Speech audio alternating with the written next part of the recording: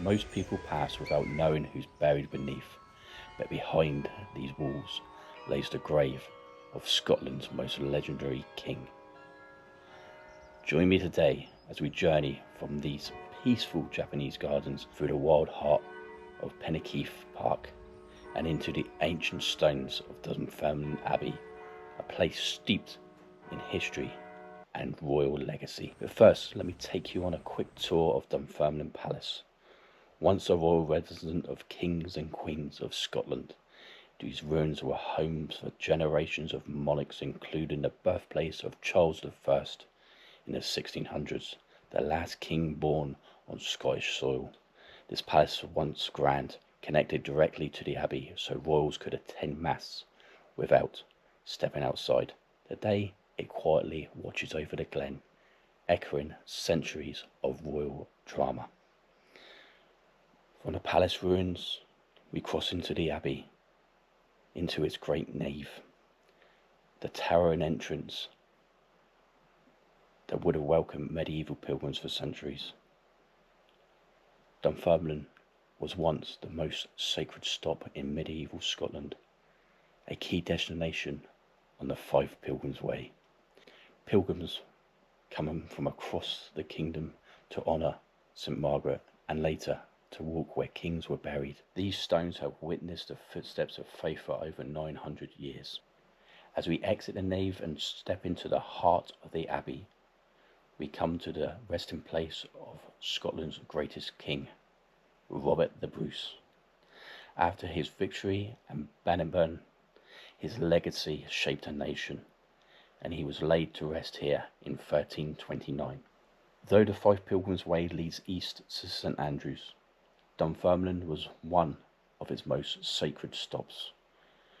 Pilgrims paused here to honour St Margaret and paid tribute to the kings buried in this holy place. Who was St Margaret? St Margaret, a Queen of Scotland, the wife of Malcolm III, was known for her deep faith and kindness. She transformed Dunfermline into a centre of worship and charity, and after her death in 1093, pilgrims come from all over to honour her legacy.